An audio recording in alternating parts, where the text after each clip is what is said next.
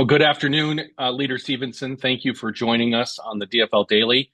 It's Friday afternoon now, but this will air obviously on Tuesday, which is the first day of the legislative session in 2026, a shorter session because it's not a budget year.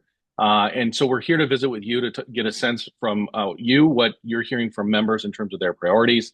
I want to start first by acknowledging that Tuesday's the first day back in session since the assassination of Melissa Hortman and her husband, Mark.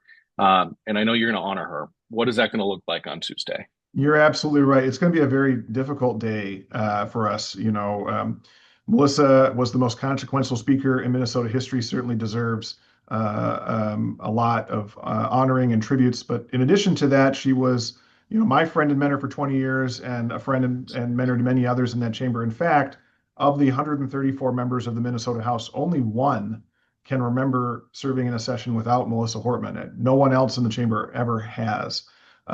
So it will be a difficult day. Grief isn't a linear process, and I think anybody who's ever lost someone, particularly lost someone in a violent and sudden fashion, knows that it takes a long time to feel normal again, and then you have all the firsts that you have to deal with, and this will be a big first for us.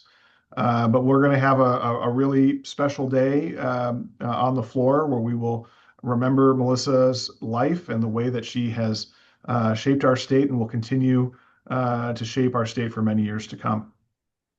Yeah, absolutely. So with the legislative session upon us, I know that you have been encouraging your members to be out there in community listening to their constituents. And I'm wondering, what are the three biggest things that you and your members are hearing from people in their communities in terms of what the priority should be this session?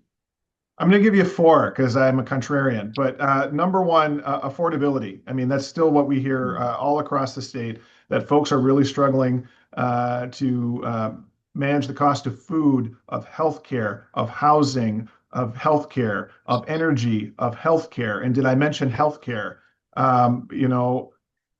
This is the one of the wealthiest states in the wealthiest country that's ever existed. No one in Minnesota should be choosing between paying for the drugs they need to live and putting food on their kids' table or paying the rent or the mortgage. And we are going to take the fight to those huge insurance companies, those huge prescription drug companies, and try to get costs down for working Minnesotans who really deserve that relief.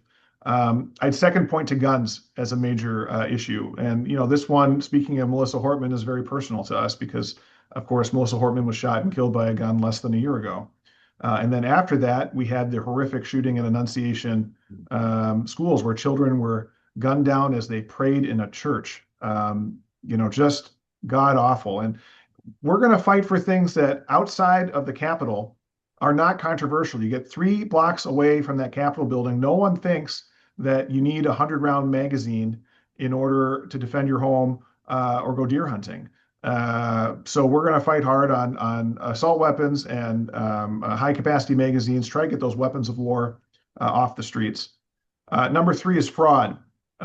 Huge issue here in Minnesota, and we are just outraged by every single dollar of fraud because every dollar of fraud is a dollar that's supposed to be going to a kid with autism or a homeless person or a person with significant disabilities, and it's taxpayer money. So think about that. These people are stealing from the most vulnerable Minnesotans. Who steals from kids with autism? We need to ensure that the fraudsters go to prison and that we protect these programs so they can do the important work that they're meant to do for the most vulnerable people in Minnesota. Last but absolutely not least is responding to ICE and the federal war against the state of Minnesota. And again, I mean, there's just some things here that are absolutely common sense unless you're a MAGA Republican. This is America. We don't have a secret police. There's no reason why any officer should be running around wearing a mask, yanking people off the street and throwing them in the back of unmarked cars. That's a bad dystopian novel, not what should be happening in Minnesota in 2026.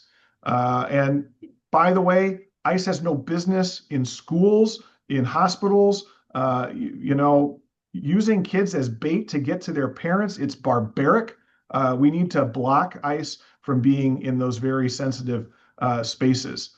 And we need to protect our fundamental constitutional rights and give Minnesotans the ability to vindicate them when they're broken by the federal government. Richard, I was listening to NPR the other day. I heard the Speaker of the United States House of Representatives say that ICE couldn't possibly be required to get a warrant, that it was too mumuch bureaucracy. That's the Constitution he's talking about. That he's saying it's too much bureaucracy. It's outrageous. He should resign in disgrace. We're going to try and pass some protections for Minnesotans. And last but not least, we need to get accountability for all of the harm that the federal government and ICE have done to Minnesota, and in particular, the murders of Renee Good and Alex Preddy. We need to ensure the BCA is involved in that investigation because we can absolutely not trust this federal government to investigate itself. Well, that's a really critical agenda. That is an amazing list of priorities, and it's right where Minnesotans are at. When I think about Trump's retribution campaign that brought this ICE surge to Minnesota and the chaos and division that it sowed, one thing that it has shown us is that Minnesotans are united, right? The Minnesota resolve against this retribution campaign seems to have absolutely united Minnesotans in a fundamental way. Do you think that'll impact enough Republicans in the House to actually pass some of these common sense measures when it comes to pushing back against this federal overreach? My head says no, but my heart is still hopeful. I hope that we can find the basic humanity in these Republicans. They shouldn't have to look far for inspiration. The way Minnesotans have reacted to ICE, I've just never been prouder to be a Minnesotan. And Richard, I got to tell you, I think this is a real turning point. You know, it reminds me, and this is a subject that you know really well, it reminds me of 2012, right? I think back, I can close my eyes and put myself back in my living room in 2012 on election night, watching those returns come in. And I remember the moment that I knew that we had beaten that hateful marriage amendment, becoming the very first state in the country to beat back one of those amendments. And after we did that, the tide turned, right? We legalized marriage equality here in Minnesota, and it swept the country. We were the turning point in that one, and I believe we're the turning point in this one too. And I think that going forward, things are going to be different because the rest of the world is looking and seeing the example that Minnesotans set by just being ordinary Minnesotans and taking care of our neighbors, right? Like by delivering food to people who were too scared to go to the grocery store and walking neighbors' kids to school. It's inspired the rest of the world.